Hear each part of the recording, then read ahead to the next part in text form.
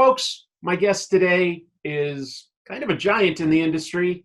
He revolutionized Spider-Man. He helped out with creators' rights by co-founding Image. He started a successful comic book company, and last year, his comic became the longest-running creator-owned comic, at least in America. Todd McFarlane, thank you so much for being here.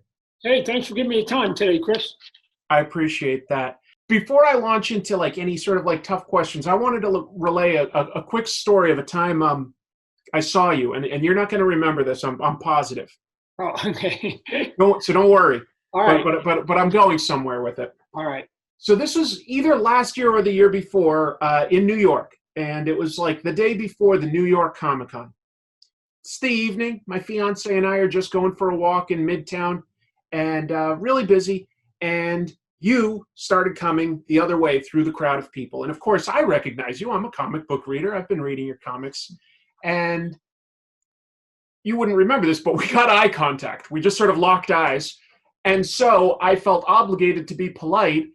And I knew who you were, so I just sort of said, as though you were a friend, I go, "Oh, hey, how's it going?" And you were polite enough to just go, "Hey, how are you?" And my fiance goes, "Oh, who was that? You guys seem to know each other." I was like, "Oh, no, he doesn't know me, but I know who he is. He's a pretty famous guy in comics." How often does something like that happen to you when you're in town for a convention? Do other fans just sort of constantly recognize you on the streets? Well, here's the thing, Chris. That another human being said hi to somebody and they said hi back should not be extraordinary. No. My kids are always bugging me because they're always saying, "Dad, every time we're on a hike, you walk and you say hi to everybody," right? So by nature, I'm a friendly guy. Given obviously that we were in the proximity of the convention, Somewhat. maybe I go, "Oh, okay, maybe they're a fan or not." But again, just it's always amusing when people give credit to quote unquote celebrities because we did something that everybody else does, right? Which is just act nice. They go, "Man, they're such a regular person," because ultimately they all are, right? And an interesting thing. I don't think the majority of people that have any sort of celebrity status, no matter how small or big, really think about it themselves. It's usually put on them by others, right? You do an interview and they go, "What drives you? Why do you do this? Why, Meryl Streep, what made you such a good?" And I'm guessing that Meryl Streep doesn't analyze herself, right? She just lives her life, and then all of a sudden people ask you questions, and it's weird. It's a little bit like being on a psychiatric couch. Why are you so driven, Todd? Do you have daddy issues? And in all honesty, I don't really think about me that much, right? I live my life. I let others sort of take it and take my actions and come up with their dissertation for it. Sometimes they're close, sometimes they're not, but it's interesting stuff. But anyways, I just like people. I just like people, Chris. So I appreciate it. So if I did it, it was just because you were being friendly to me. I was being friendly back. So. Well, I appreciate it. It's been a number of years since you were drawing a regular monthly comic, but you keep your hand in the game, by doing things like we've got this Spawn number 314 cover where you're releasing the pencils, the inks that you did, and then the final colored version. Yep. You're doing something with Donny Cates on crossover, I guess. What is it these days where you don't have to, on a monthly ongoing basis draw? What is it that catches your interest or sparks your interest, catches your attention? Well, let's back up a little bit. I one of the things that almost always never sort of gets mentioned is that I've written well over 200 issues of Spawn, right? I mean, absolutely. I don't know how many people are in our industry maybe Eric Larson, I can think of off the top of my course. head, that have written more issues of a single character than I have, right? But somewhere along the line, I guess I spoiled people with my art that they're like, who cares about the writing part, the writing part of it? So I do keep my hand in there because again, I'm involved in writing the monthly comic book, right? Right. Editing it, and part of the editing, I think it would actually be an interesting hour if people saw what I did on print day, like when you have to give it to the printing press, right? Absolutely. I get up earlier the day before. I go over every page. If I think it needs a little bit of extra inking, even though I didn't ink it, I'll dabble with it. If I think it needs some color fixes, I'll put on my coloring hat and I'll color it. And I'll do stuff. I'll do the white panels on the border. I guess I could pay somebody to do it, but I'm like, no, because they don't do it to the thickness that I want. And then I'm probably the biggest nerd of balloon placements. I go over with my person who lays it on, and I just go 2 ticks to the left. Now 1 tick up. Okay, no, it's good. Can you make that one word like 2 fonts bigger, right? To just move it like, and although the average person's not going to care one way or the other, I think more like a good umpire in baseball, that if they do their job, you don't notice them, right? So even though people, will go, what are you talking about, Todd? Why you pay attention to word balloon placements and how your colors go and whatever else? I look at it as if the whole is better than the parts. And so if somebody says they like the book, they may not know all the reasons why they like the book, and it doesn't, and they don't have to know. They just, if you've done your job right, you should be able to have somebody read the book, just like you and I go into a theater and we watch something for 2 hours and we go, man, I really enjoyed that. We don't have to get into the art theory. We just have to say it entertained us. But there are a lot of things that have been done, that probably 200, 300 things have been done that you and I weren't privy to, that just all got collapsed together, that we just went, man, that was enjoyable. I think I'll come and do that again next month. So I someday I'll do it, so that people just go, "What you doing with all his time?" I fidget with my comic books all the time. I love that you're still clearly so passionate about comics. That's coming through, and that's kind of amazing. For a reader, you want to get lost in the story. And then if you think about it later, you want it to sort of be aspirational. You want to think like, hey, I wish I could be doing that. And to hear that a creator is so into it that you're like, yeah, I want to help with the balloon placement. I want to make sure that the printing is exactly right. That's kind of exciting and encouraging. Well, the other part of it too, Chris, is I try to give like a lot of notes to my artists. Not to redo stuff, but to look for it in the future. Because I never like to redraw anything, right? So I'm not gonna put that on my own people that are working for me. But just to say, hey, next page, next issue, watch out for this, watch out for that. And I'll either type it up and I'll show it, or sometimes we'll go on the screen and I'll point to it and I'll go, hey, look at, this ink and texture and this ink and texture, they're both good individually, but you butt them together and they look the same, but you're telling me one's made out of bone and one's made out of leather, they shouldn't look the same, right? Mm-hmm. So there's an easy way, here, I'll give you a couple of suggestions, but more than listening to my suggestions, just pay attention next time you're putting those two sort of styles together, because in your mind, they're not the same texture. Right. So, just be cognizant of what you're doing. I mean, there's some basic rules, just basic production rules of putting a page together that I am amazed at how many people don't follow. Right. And one of them, the big one to me, is you never bleed one page into another. You just don't do it. Sure. You do it if you're doing a 2-page spread.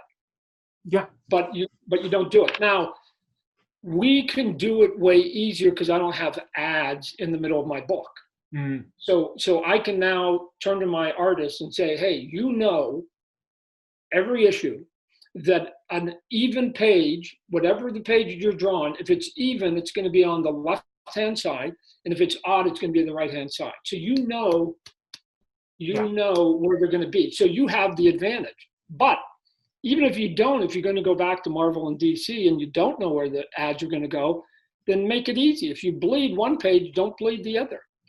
Bleed, not Absolutely. bleed. Bleed, not bleed. Just give it a break. And the reason I say that, Chris, is because when they butt them together, it's not that each page isn't wonderful on its own. Like, they're both beautiful.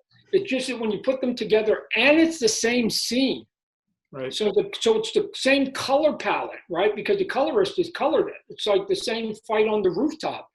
That what ends up happening is that all those colors start going like this, and it becomes a bit overwhelming. That you don't have your clear, start and stop of where you're supposed to go. It's sort of, to me, like a good cover and a bad cover. Sometimes you can draw too much on a cover and color it too much that from a distance it looks a little muddy, and which is why a lot of times I'll do covers that have very simple background so that the character pops, especially when you're in a comic book shop with a sea of hundreds of others you're competing with, right? You got to get the pop sometimes. So, yeah. Absolutely. So you found or helped found Image like almost 30 years years ago, excuse me, I'm stuttering. Yep. You walked away from really lucrative Marvel career at the time. You also founded a toy company when people like Hasbro and Mattel were the giants. Yep. You've done some pretty big moves in your time, is what I'm getting at. Would you consider yourself a risk taker, or do you feel that maybe you knew something that other people didn't? I know that's some of the self-analysis you said you didn't necessarily want to do. Yeah, but I am curious. I would say it's not that I wouldn't call it risk taking. I would call it more competitive. Okay. And when you're being competitive, you're not thinking about risk at that point. You're just like, oh yeah, I'll show you, right? And I think the competitive nature was there when I came out of the womb. So it's just part of my DNA. We all have personality. So why am I competitive? I don't know. And then I think it got sort of honed very, very good. Because I had a brother a year younger and a brother a year older. So okay. I don't know if you have siblings, but man, when you got 3 boys, everything's a competition. Who can put their socks on faster? Everything's a test. And then, I started playing sports. I started playing sports at a high level, got my college paid for. So that competitive nature of never having a day where I thought that the opposition was better, even though many, many times they were, and they struck me out 3 times, but I still thought the last time I went up to the plate that day that I was going to get a hit, right? Yeah. I never conceded that they were better. And so when it got into getting into the career, I think a bunch of that just naturally spilled over. And so it was like, hey, why can't we do this? Why can't we do that? And so I just pushed it because I'm a bit of a rebel. And I also, Chris, have a philosophy of if the crowd goes left, I go right. Okay. And if the crowd goes right, I go left. I'm never really married to where I'm at. I just don't want to be part of the crowd, right? And so I intentionally sit there and go, no, I don't want to go see the play Wicked and Cats because everybody else has. I will not go. Just out of personal spite I just go, no, I've made a promise, I've made a vow, I'm not going to go do what everybody else has done. Right. And so, and sometimes it served me well, and other times it's made me look like a dork. You've got me thinking of something, and correct me if you think I might be wrong, but I'm following up on what you're talking about. Yep. How you do something different just because somebody else isn't. A lot of comics are going to open with a splash page. I feel like that's really common to open up with something big. when I read your comics, and it's evolved, but I feel like you tend to start with a lot more dialogue or text at the beginning of your stories. Do you feel like that's ever been an intentional move, or am I misreading that? Yeah, I think so. I mean, because if you're at the beginning of a new story, then I look at it more like a movie. What's going to be your inciting act? What's going to be the hook? I mean, obviously, you're going to have to put a fair amount of the title character in the book, Mm, but to have a good Batman comic or good Spidey comic, they don't necessarily have to be on page one. That works really well if you threw them out of a building. It was a cliffhanger on the previous issue, right? It's a nice place to pick up. But if you're starting a new storyline, not only can you start with them in not in costume, you can start with some of the people that they know. You can start with a complete stranger halfway around the world, or you can start with the villains, right? I mean, there's a lot of places you can say, hey, we're going to start something. That there's a character in this book that has a title, and eventually that there's going to be a collision course, and whatever's happening is going to sort of eventually butt up. that makes sense. So, again, I think that there are far more skilled writers that do better structure. I think that I meander and drag stuff out a little bit longer than I should. I wish I could be a little bit tighter. Over the course of 300 issues,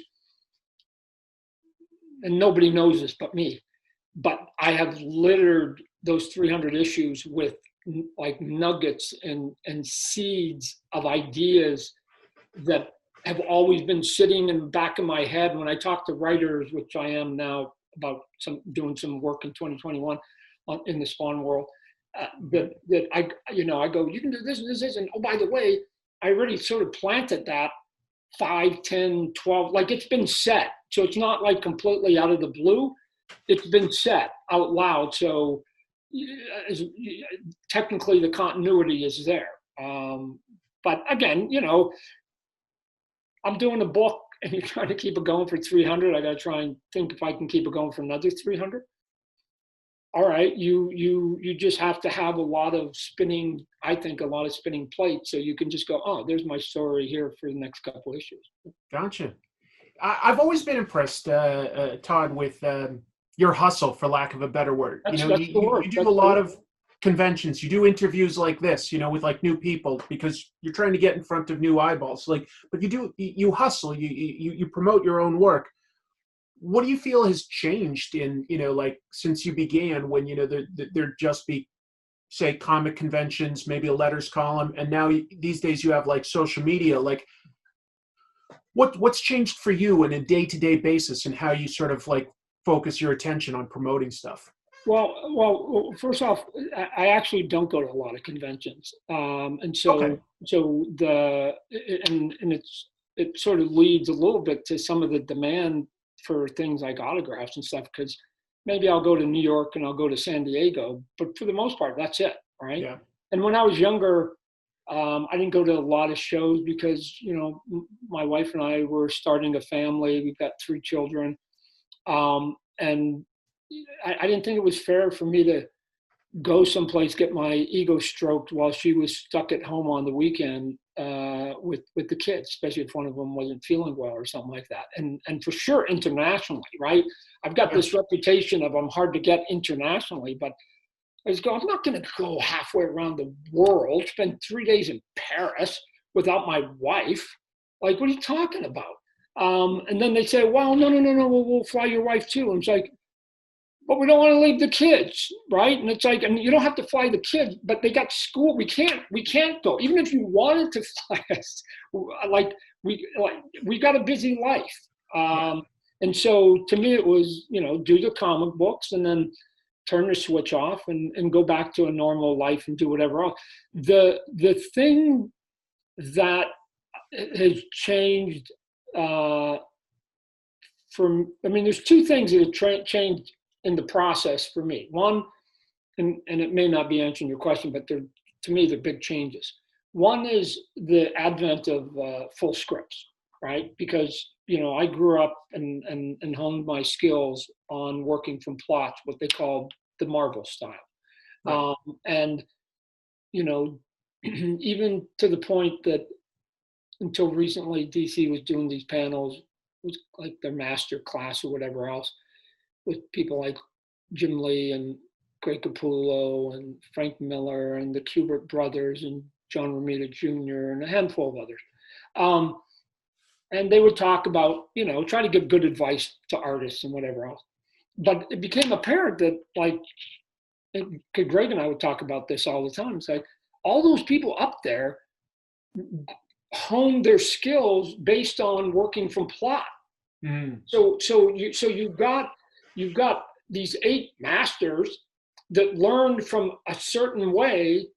You're trying to now spread some of that skill to the young next generation, but they're not even capable of skinning their knee and learning some of the process, because it's a completely different process, because the writer gives you the full script. Now, Chris, let me also tell you, every writer will tell you, well, don't worry about it. After you read it, just do whatever you want, right?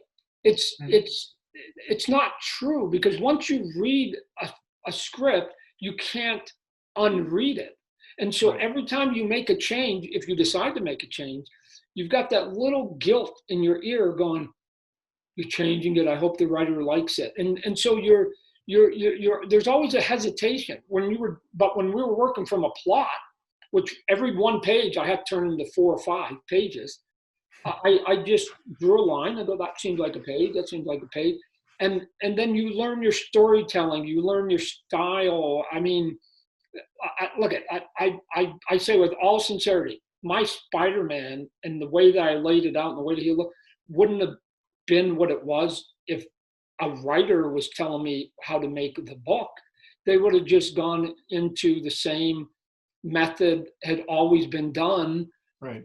5 panels, doing this, don't do this, whatever. They wanted to say, hey, Todd, make sure he sort of turns quirky and busts out of the panel. And like, they're not doing that. And the frustrating part of it, Chris, is that now that I hired some of the new generation of artists, sure, right? It's like going into the gym. It's a muscle, and storytelling is a muscle. And I tell them all, I go, I'm not giving you a full script. I don't do full scripts. And they're like, oh my God, that's great. And then I give it to them, and then they're a little raw in their storytelling the first couple issues, because they haven't done it on their own. And I go, no, we're going to get you guys up so that you can just look at something and just imagine it. I mean, think of me as being the screenplay writer, and you're George Lucas, and you're Ronnie Howard, and you're Steven Spielberg and James Cameron. You get to put it where you want. You get to edit and cut it the way you. Come on, and then I'll come in with my words, which I find as a writer to be sort of exciting, and I'll look at what you do, and I'll make it work. Like if you give me a frown, they're probably going to say something serious, and if you got a little bit of a smirk, they're maybe going to say something a little smart ass, right? So I'll just react to it. I think it's part of the fun of it. The second part is the big change. Is you go to convention, you have this thing called Artist Alley, and Artist Alley's gotten huge, right? I mean, they had it when I was a kid, but it's gotten huge. I love it.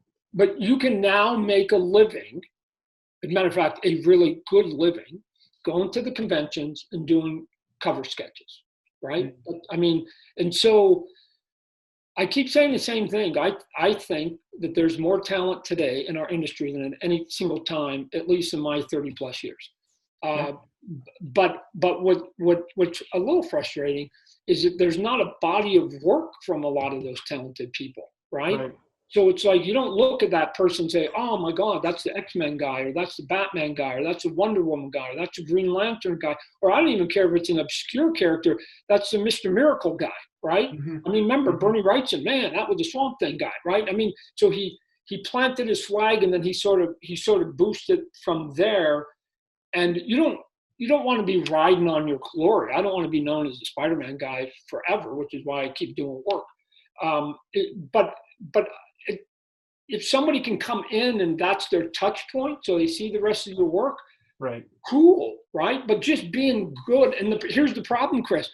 They make more money doing it that way than me offering them a page rate, and that's the reality. That the method today, if I was a 22-year-old Todd McFarlane, I may have fallen into that system too, instead of creating a niche that even in your opening you said the Spider-Man guy, right? You did it. Yeah. Good art is good art, but at the same time, that's using a very different skill set to do essentially sort of like, a pin-up, a cover or something, than it is to tell a story panel to panel and understand how to pace something like that. So of course, you're going to respect good art, but No. They're great. They're a great. No, to your point, Chris. They're a great cover artist right now. Right. But right. again, can they tell a story? I don't know. Right. I mean, as I gotten older, and again, we all sort of lean to whatever we personally like. As I've gotten older, I just like good storytellers. Mm-hmm. Right. So when you look at somebody like Mike Mignola, or you look at David Mazzucchelli, or you look at, for sure, Frank Miller, their drawings aren't overly sophisticated, right? I mean, there's not 1,000 lines like I put mine and whatever else, and Jim Lee and others. But you read one of their books, and it's not an accident that a lot of them write and draw like themselves, right? Yeah. Because they imagine the whole story themselves. And they put it together, and it's like, again, like a good movie, that a good movie should spellbound you for 2 hours and you literally lose yourself. And then when the credits come, you snap back and you go, oh, that's right, I got to get up and go to work tomorrow, right? I mean, reality comes pouring back in, but there was 2 hours where literally you were lost. And good comic books do that. And so a guy like Frank Miller, he does that. But if you want to break his stuff down and go, oh, let's look at his inking, or let's look at the way he draws anatomy. So from my perspective, his drawing isn't the best. There's a lot of people draw way better than Frank, right? But I don't miss it, because his stories as a whole are so compelling, and the color and the mood and the characters, that it's like, this is perfect to me when he's putting it together. And so, there's a lot of pinup artists out there, a lot of poster artists out there, but finding people who want to do monthly books that can tell stories, it's getting to be sort of harder and harder. Fair enough. I'm going to sort of jump back to something, but this is more just to, I'll just ask the question. Back in 1990, you came to a convention in Boston. I went and saw you speak, and I still remember. 1990. 1990. Okay, we're going way back now. We are. Don't expect you to remember anything, but what you talked about was breaking in, and you talked about how you sent out like a submission, like every single day for months, something like 700 submissions. I want to say you said that's the number that stays in my head. In general, how would you say that you maintain your energy and focus? Is that personality, or do you just tell yourself, hey, I've got a schedule? Is it like clean living, healthy eating? Like, how do you maintain that kind of energy and focus? Okay, so let's just dispel a little bit of how crazy that sounds. 700. It wasn't 700 unique packages, right? What it was, for anybody who's trying to send out a portfolio, you take your 5 or 6 best pages, and then you make like 10 sets of it, right? And then send it to 10 people, right? So to me, it was like, I did my samples and I sent it to everybody, and I do some more samples, send it to everybody, and I just kept doing it. That's still a lot of work. It sure was. But the theory was, Chris, as I told people before, if your goal in life is to play in the NFL, and you go, I want to play in the NFL, I want to play in the NFL, right? Here's what your goal needs to be to play in the NFL. There's 32 teams. Do you know how many teams have to like you to play in the NFL? One. This is the thing that people don't understand, that, like, expose themselves with their singing and their skills and their acting and drawing and writing and everything else, they somehow think that everybody has to like you. And the answer is no. You have to find one person that likes you, because then you actually have a job. You're in. And as I've said many times before, I got one of those editors to finally say yes. It was at Marvel. But because I had sent so many out, I was getting rejections from the other editors while I had been hired by Marvel. So I was already a Marvel artist, technically, because I was working my first job. Got a job. And I'm still getting mail that says you'll never work for Marvel. You're not good enough for Marvel, right? So it's okay that the other 9 didn't like me. I got my one. And now getting the one is like getting the coach to put you on the field. Now it's up to you. Okay, you got to the point. You wanted to be on the team. You wanted to get out there and get a chance. And the coach says, fine, I'll give you some pages, Todd. I'll give you a book to draw. And now it's on me. 1, can I meet my deadline? And 2, can I draw competent pages, so that they're somewhat clear and relevant and easy to read. And if you can do that, I think that they would give me the good grace of saying he's not the best artist, but who knows in 3 years, 4 years, 5 years, right? And Sure. If you look at my early work, it looks nothing like the way that I draw today. I think that's probably true for a lot of people. Yeah. So that's it. Now, what drove me? Because I wanted to be in comics. I mean, like, what are you talking? At some point, you just go. Nobody wakes up ever during that time and says, I wonder if Todd McFarlane wants to get into comics, and what can I do towards that goal? Nobody. There's no human being that's doing that. There's only one human being that has that aspiration, and that's me. So this is a thing I tell people that want to get into businesses where you've got to expose yourself. If you can't take no, if you've got like thin skin, what do you think Tom Cruise and Tom Hanks were starring in big movies the first time they went out and tried? Shit. I bet you they got rejected 100 times before they got the first one where they got to play somebody in the background, right?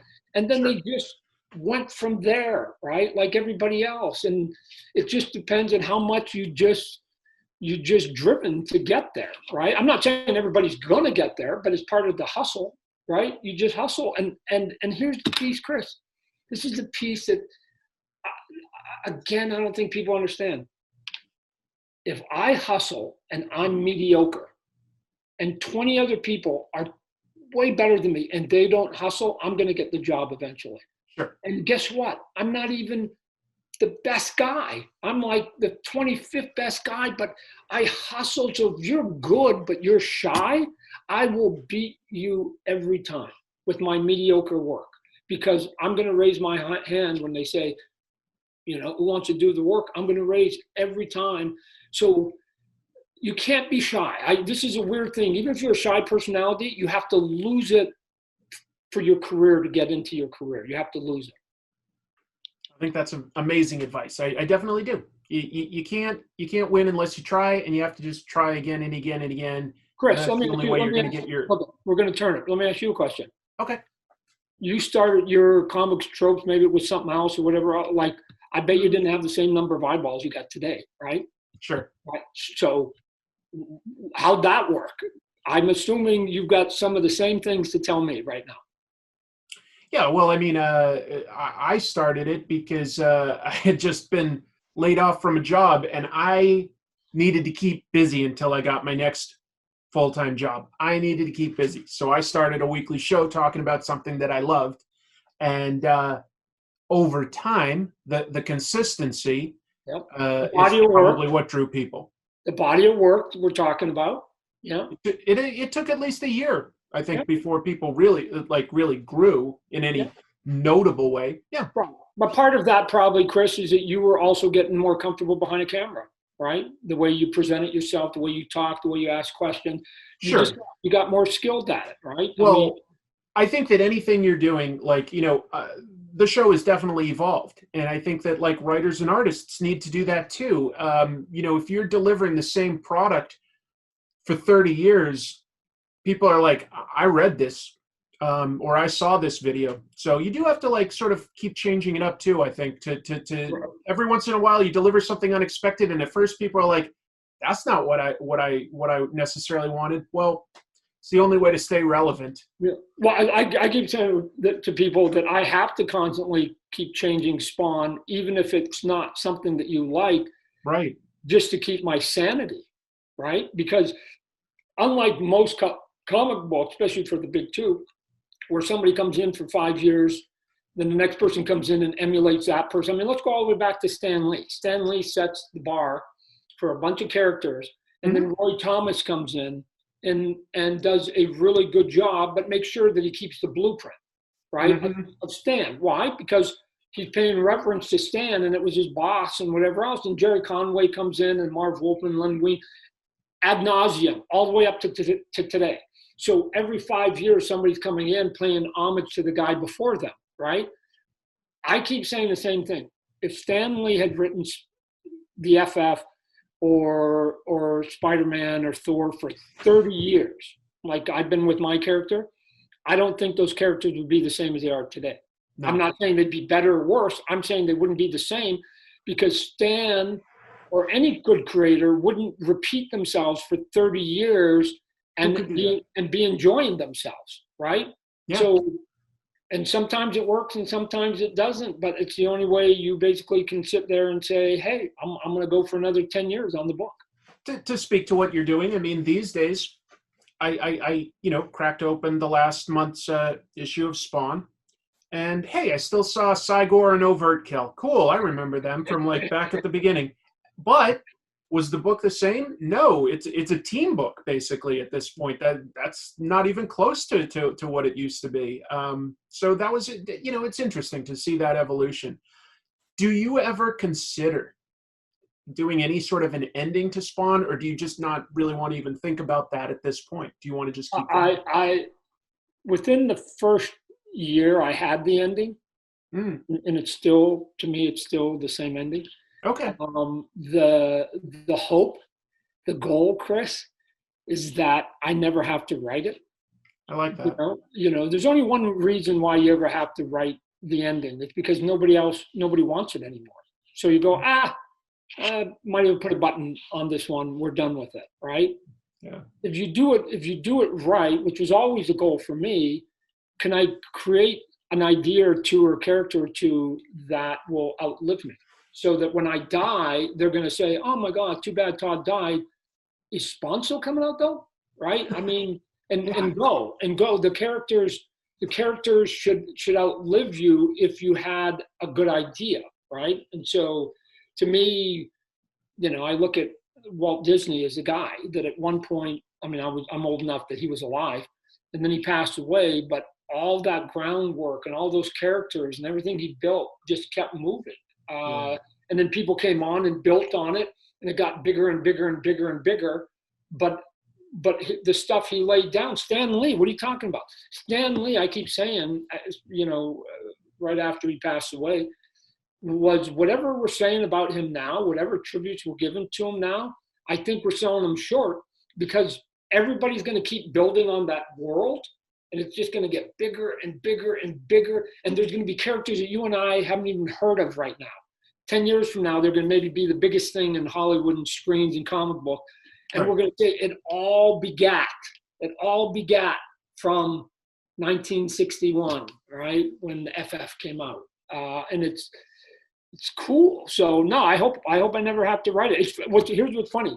You go into Hollywood pitch, and sometimes you give them a pitch about something. I don't care what idea it is. And they're like, well, what's the end? And I use the comic book version of it. I go, what's the end? Well, what's the end of Batman, right? You shouldn't be asking what's the end. You should be going, I hope I never have to write the ending. That means I've got something that's going to run for 40 years. Come on, guys. Yeah. Come on. Yeah. Get with it. Like, where's the enthusiasm here? What's the end? You haven't even bought the first episode, and we're talking about the end. What you're talking about is something probably not a ton of other writers, though, really deal with, because they're coming in and they're like, hey, I grew up with Spider-Man, I've got a Spider-Man idea, I'll tell that for a few years and then I get out. They're not writing Spider-Man for 30 years. Right. The only guy that like is even around that I can think of that you could commiserate with is or not commiserate, but like, like sort of like, do you talk to Eric Larson basically? Do you Yep. like, because Eric is still doing Savage Dragon and coming up with new ways of telling that. Yep. Do you guys sort of like, you're like the only ones I can think of that can like relate to writing your own character for this long, at least in American comics. Right. And so, Chris, again, let me be clear. Under no circumstances am I saying that any writer should have to write 100 issues of anything, right? I'm not saying that, let alone 300, because it's actually, when you think about it intellectually, it's a little crazy. Because every writer, every person has their own personality, and they can only deal with stuff for so long, right? So take a look at a guy like Robert Kirkman, obviously a good friend, and he, by the time he got to the end of Walking Dead, he had for himself had run his course, right? I mean, I remember I was on the phone with him, and he was like, Todd, if I got to go another 100 issues to get to 300, I'll put a nail in my head, right? Like, he couldn't even imagine another 100 issues because he thought he, I guess, had told whatever story up to that point. I'm not saying he might not come back someday and rip off another 200. Who knows? But he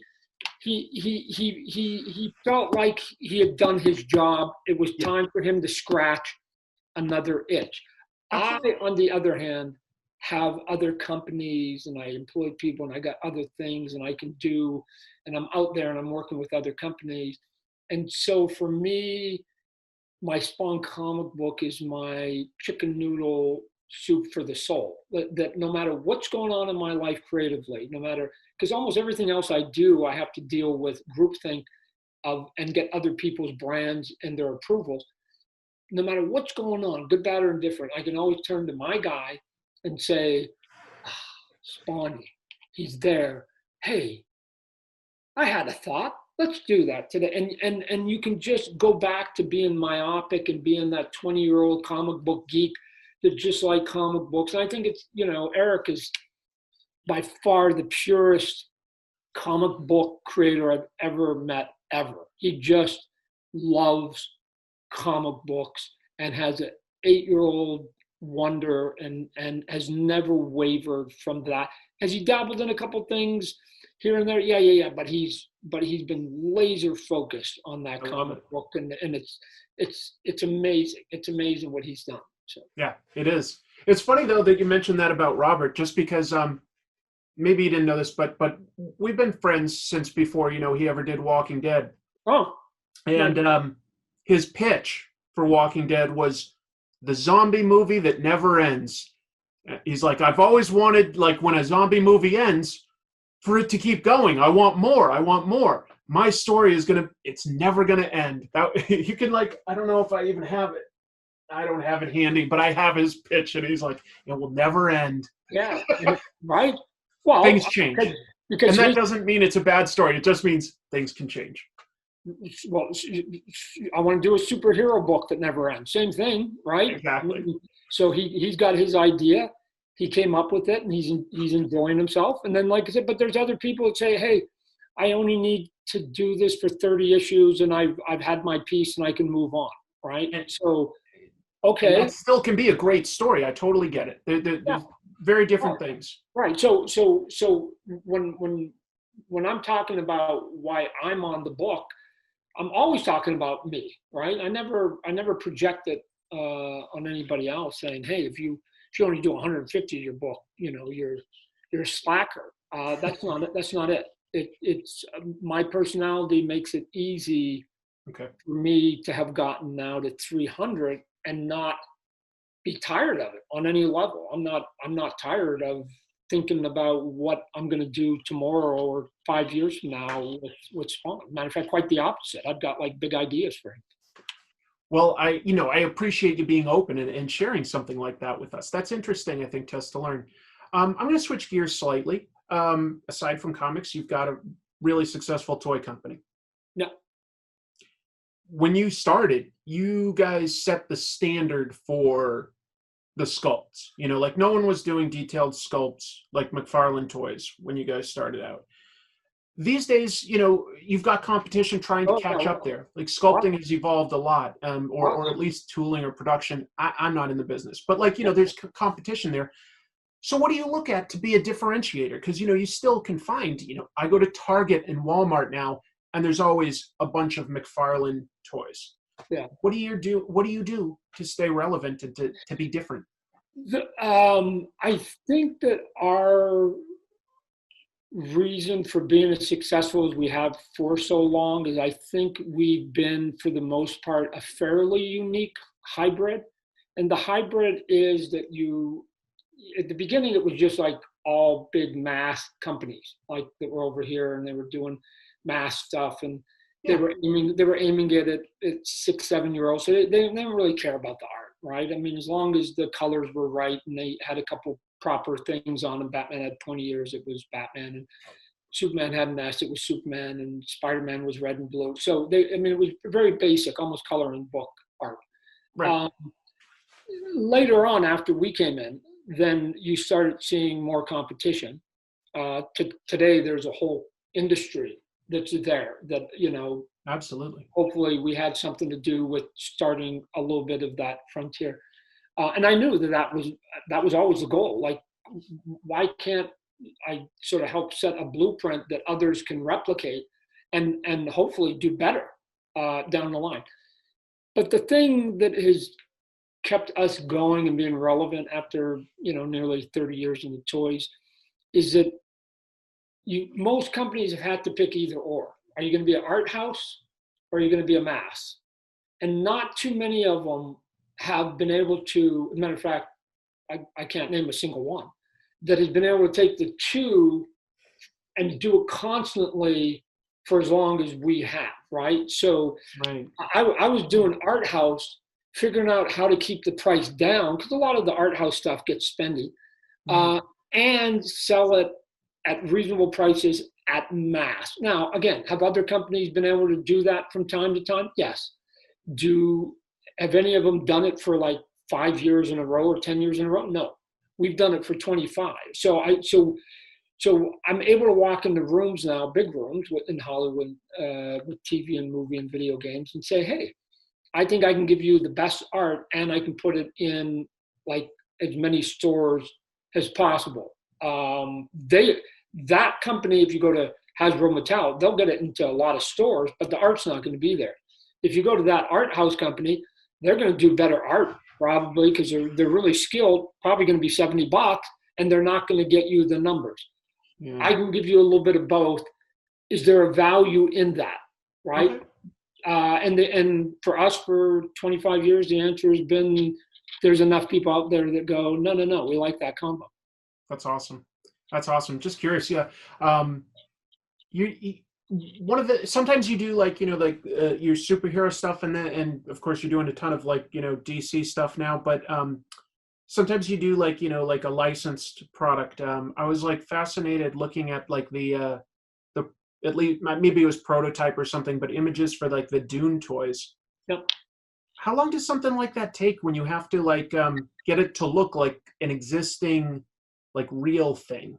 How long does it take to sort of develop something like that? Is it longer than just like sculpting a superhero? The answer is it depends, and here's why. Because if you're starting from scratch and you're doing it in clay, that's one length of time. If you're doing it digitally, and oh, by the way, the people you're licensing from have digital assets, which is basically, hey, we've scanned the costumes. Oh. I don't have to invent it, right? I mean, my goal when I do licensed product, I'm not trying to add anything. I'm trying to just get the accuracy dead on. That's my goal because it's already invented. Right. So when they give us their files, and it used to be years ago that everybody was like, oh, well, what if it gets in the wrong hands? And everybody's top secret. But now people understand being partners a lot more.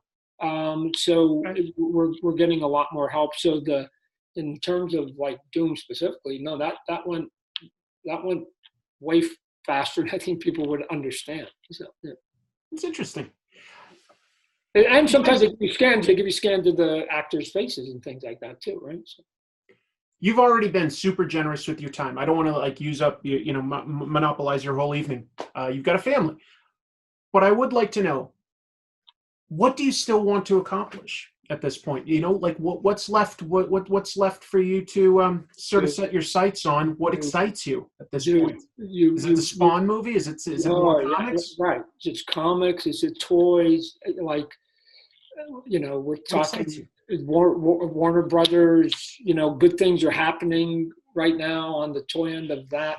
Because the comic books, we're going to be expanding our publishing end in 2021. So Really? I'm really excited about it not just being the one book a month. I want to expand so that hopefully by the end of 2021 there will be a McFarlane book once a week. Every week you go in, there will be at least one book. And then, yeah, the movie eventually, that I'm telling you, it's going to go. I'm like, because again, I'm just tenacious. And when that happens, and I go and I direct it, because I'm gonna, that I'm starting a new career, Yeah. right? So, Yeah. I'm going to be, his surprising as it is, I'm going to be 60 here pretty soon, and I will begin a new career at 60, right? And who knows where that's going to go. Yeah. So to me, there's still, I do keep myself in shape, right? Shoot, right? And my wife is a great cook. She feeds us good. I exercise. So I still think, Chris, in all honesty, I've got 30 more, 40 more years in me. So That's awesome. and the reason I say that is, if that's true, and it's just, and again, as long as my health holds up, then that means that my career is not even half over yet. Like we're talking before the halfway point, you and I right now. Yeah. And I do a lot of conversations where they're like, "Oh my God, Todd, you climbed the mountain, you're a legend, whatever." And to me, I'm like, dude, like I'm only halfway through the race. Like, dude, if you're going to be this nice to me, what's going to happen if I add to the resume that's on there? But part of that is just having the freedom to be able to do what I enjoy. I mean, you seem to enjoy what you're doing. Let me also take a moment, Chris, to say that what people like you do is a huge value to our community. It provides a great service. You don't have to write and draw the comic books themselves. By assimilating information and engaging people in the conversation of our industry, you are doing us a huge service. And whether you like what I do personally or not is not even relevant to me, because the industry has to thrive. And especially now with the world being odd as it is right now, that what you do matters more than ever. It was one of the reasons why I said, get me on his show, because he does a good quality show. He's got eyeballs and he's engaging people. And I don't care if it's 10 people, if it's 10 million, if you're engaging people in our industry, like I tip my hat. I tip my hat to people like you. So good on you. Good on you, Chris. I appreciate what you're doing. Well, that's really, really kind of you, and it sincerely means a lot. But, my audience is definitely here right now to hear from you, and you've been really, really open, and it's been interesting. I hope people are taking some of this to heart, because obviously it's not coming from inexperience. It's coming from a proven success track record at this point. So there's a lot that people can learn, and hopefully maybe get a little insight behind the stories that they're reading from you. There's one thing I haven't done that I'd like to do. I'd like to do a podcast, a radio show myself. Really? Yeah, and not to necessarily talk about me, because I'm bored of me. I don't care about me. But to interact with people over the phone, right? Live callers, to just sort of say, why don't you think you have the confidence? You don't even have to be a comic book person, right? Why don't you think you have the confidence to show what you do? Why didn't you stand up for what you believed in? Why, and try to encourage people that, I was a schmuck and look where I'm at, right? And so, come on, surely, if you fight for yourself, you can do it. But But tell me why. What's stopping you? I hope you do that. I hope you do that. You were at the very beginning of this talking about how it's print day, and your folks are like sort of scrambling to do the last minute touches. I'd love to hear from a guy on the floor that has to prep those files, and the guy that's printing. I'd love to hear from people like that. You have access to people beyond just the top creators. You have access to people that are just this is their day to day 9 to 5 punch the clock, and Yeah. but that's interesting. That's Yeah. interesting. Anybody's life is interesting if you can get down into the weeds. I would love to hear something like that. No. I again, I'd be less concerned if I brought on, a Hollywood friend or something like that, talking about their latest movie, although I'll do a plug for it, had to talk about their hardship, right? Yeah. Because again, I think that there's a bit of a false perception that somehow those of us that sort of got lucky and got to a certain level, that somehow came a little bit easy, right? And I think that if people understood that there was a ton of luck, a couple good breaks, a little bit of hustle, and some talent, right? I mean, if you just got, God-given talent and you can sing better than anybody else or hit a ball further than anybody else, somebody's going to discover you. But those are unicorns, right? Mm-hmm. The rest of us are just struggling. And number one, how do I hone the skill? And then number two, once I hone the skill, how do I get anybody to notice? And once I get them to notice, how do I maintain it? That's then the third crucial point, right? We all can have our 15 minutes of fame. How do you make it a 10, 20-year career? Everybody's got that story to tell who's had any kind of success. And I think that people need to hear it over and over because it can be you. I believe that there's somebody in every crowd when I'm talking up on stage that will be, if they just go, and I wish I could tag everybody because I know it's true, will be somebody who will be up on stage 5 years from now, 10 years from now, right? But the thing is, why couldn't it have been 10? My answer is, why can't it be 10 of you? Why is it only 2? Come on, right? Couple a little bit of assisting, a little bit of encouraging, cheerleading, and I think you'd be surprised at what any human being can accomplish. We all have our skills. We lack 2 things. 1, confidence, and 2, the big one, money. Yeah. Money is the deterrent to a lot of great ideas. That's right? The barrier. That's the barrier. So, yeah. Thank you so much. Honestly, you've been really kind with your time and advice and insight into the creative process and the industry. I want people to definitely keep their eye out for things like you've got this Spawn 314 has the 3 different covers, right? Yeah, the process, right? Pencils, inks, colors. Yep. And you've got Omega Spawn coming up. Yeah, he's going to be big. What else? Anything else that we should know about? In the immediate future, what's coming out that's super cool that we're working on? What can you tell us? Well, we're shipping the Kickstarter. I mean, the Kickstarter Spawn action figure. That's shipping, right? So it's going out the doors right now. Depending where you live in the globe, you'll be getting your.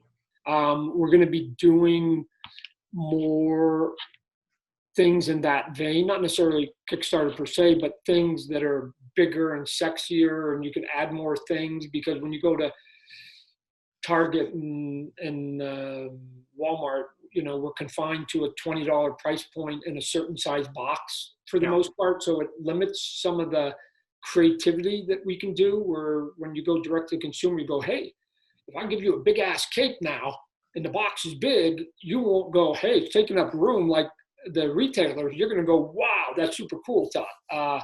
So there's still lots of things coming there, but we've got lots of license that we're doing. Even the creator-owned one, the Raw 10 that we've got. I've got some TV shows we just sold in Hollywood and stuff. So we've been quite busy during. All right. So, fair enough. Well, people should probably just follow you on Twitter and for more updates, right? Todd McFarlane on Twitter. Yeah, I think we're on Facebook and Instagram too. So awesome. Whatever one, if anybody likes any of those. Yep. Awesome. Thanks again, Todd. It's been a true pleasure. All right. Good talking to you, Chris. Like I said, keep up what you're doing too, right? We all need each other. Will do.